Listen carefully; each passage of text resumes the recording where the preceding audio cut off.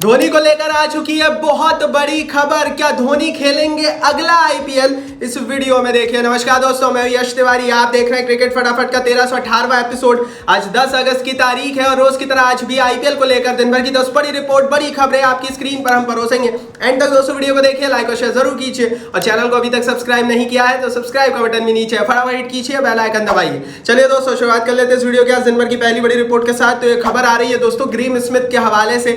SA20 जिसको mini IPL भी कहा जाता है, उसके हेड है ग्रीम स्मिथ और उन्होंने आईपीएल की तारीफ के पुलिंदे बांध दिए। उन्होंने कहा है investment of 6 IPL teams in SA20 is a huge advantage for south Africa. उन्होंने साउथ अफ्रीका के लिए खुशनसीबी बताया है 6 आईपीएल टीमों की इन्वेस्टमेंट को। आपको बता दूं ये जो SA20 है ना दोस्तों, इसको मिनी आईपीएल इसलिए कहा जाता है क्योंकि इसमें जो 6 की 6 टीमें खेलती हैं, ये सारी टीमें आईपीएल ओनर्स द्वारा खरीदी गई हैं और इनमें सारी टीमों के लोगो देख लो, नाम देख लो, जर्सी देख लो। आप आईपीएल में और SA20 में अंतर नहीं बता पाओगे। और इसकी जो सक्सेस का राज है वो भी यही है। और SA20 जो रिसेंटली इतना सक्सेसफुल हो गया है साउथ अफ्रीका में, उसमें आईपीएल का बहुत बड़ा रोल है। और दैट्स वाई दोस्तों ग्रैम स्मिथ जो एक जमाने में बहुत लेजेंडरी खिलाड़ी हुआ करते थे, साउथ अफ्रीका के कप्तान थे और अब दोस्तों जो है वो जाहिर है SA20 के हेड है, उन्होंने ये बात की तस्दीक की है। आगे बढ़ते हैं दोस्तों, दूसरी बड़ी रिपोर्ट की बात करते हैं। ये खबर दोस्तों निकल कर आ रही है इंपैक्ट प्लेयर रूल के हवाले से। ग्रैम स्मिथ ने इंपैक्ट प्लेयर रूल पर बड़ी बात, बड़ा बयान दे दिया है। दरअसल दोस्तों इंपैक्ट प्लेयर रूल जो कि आईपीएल में चलता है और मिक्स्ड रिएक्शन आ रहा है आईपीएल में। कुछ कप्तान, कुछ लोग, कुछ मैनेजमेंट के बंदे बोल रहे हैं भैया नहीं होना चाहिए, कुछ लोग बोल रहे हैं होना चाहिए।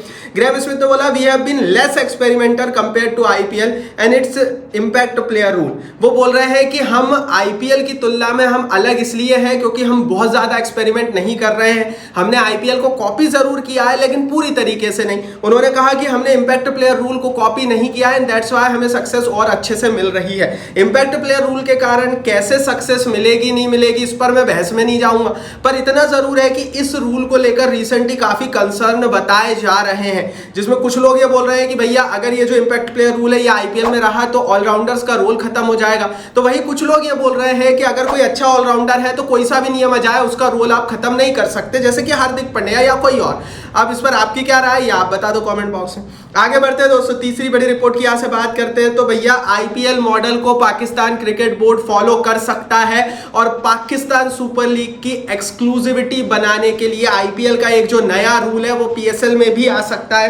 दरअसल दोस्तों आईपीएल में एक रूल है जिसके तहत इंडियन प्लेयर्स जो कि आईपीएल में खेलते हैं उन्हें नो ऑब्जेक्शन सर्टिफिकेट जो है वो लेना पड़ता है दूसरी लीगों में खेलने का, और बीसीसीआई वो कभी देता नहीं है। मतलब साफ है कि इंडियन प्लेयर्स जो कि भारत के डोमेस्टिक इंटरनेशनल क्रिकेट खेलते हैं, अगर वो आईपीएल में खेलते हैं तो दुनिया की दूसरी किसी भी लीग में नहीं खेल सकते।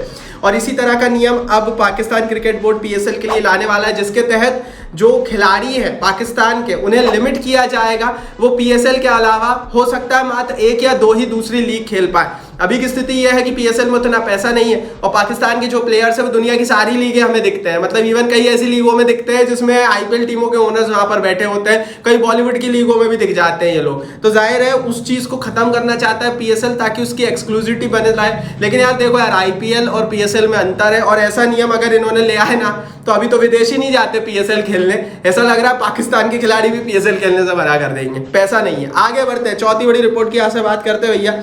अमित शाह ने एक बड़ा कंफर्मेशन दे दिया है। अमित शाह ने कल कंफर्म किया कि India won't travel to Pakistan for Champions Trophy 2025। उन्होंने साफ साफ कह दिया भैया भारत पाकिस्तान नहीं जाएगा चैंपियंस ट्रॉफी खेलने के लिए। और इस मैसेज के आने के बाद बहुत सारी चीजें पाकिस्तान को टेंशन में डाल गई।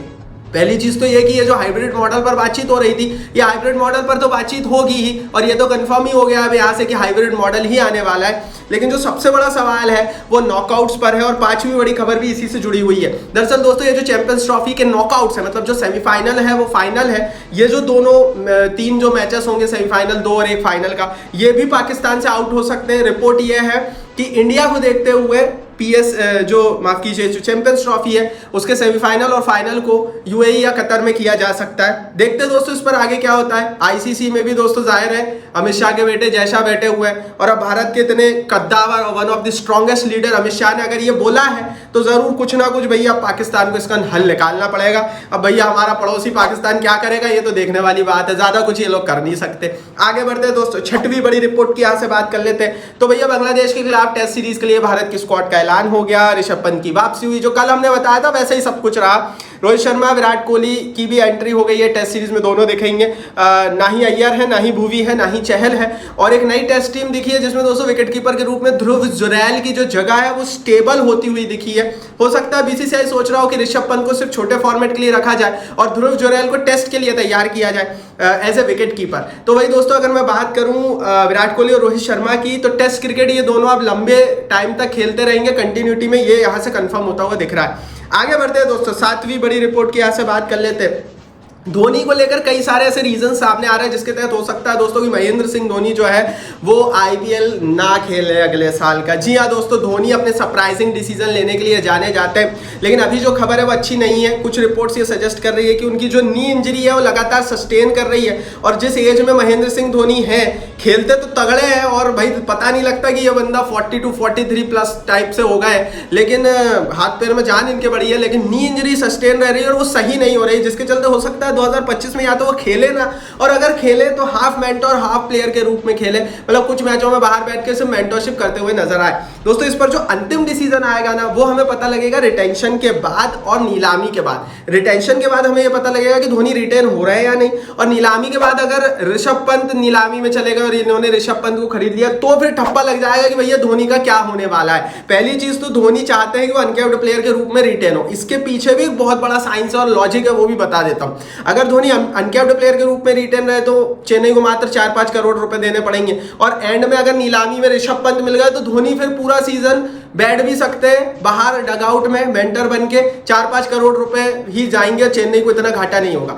अगर धोनी कैप्ड प्लेयर के रूप में रिटेन होगा तो धोनी को 15-20 करोड़ रुपए देने पड़ेंगे, पर्स भी गया, और फिर धोनी को सीजन खेलना ही पड़ेगा। तो अनकैप्ड प्लेयर के रूप में धोनी इसलिए भी रिटेन होना चाहते हैं ताकि अगर आगे जाकर ऋषभ पंत नीलामी में मिल गए तो पूरा सीजन वो मेंटर बनकर रहे, वो चेन्नई के खेमे में बैठेंगे, ये कंफर्म है, लिख कर देता हूं, पर रोल डिफरेंट हो सकता है और आईपीएल में एज ए प्लेयर उनका एग्जिट हमें दिख सकता है। साल आगे बढ़ते हैं, 8वीं बड़ी रिपोर्ट की बात करते हैं। मेरे हिसाब से तो नहीं होना चाहिए एग्जैक्ट। 8वीं बड़ी खबर दोस्तों निकल रही है इंडिया बांग्लादेश सीरीज को लेकर। टिकट्स की बिक्री चेन्नई के लिए शुरू हो चुकी है, 1000, 1200, 1500, 10,000 तक की टिकट है।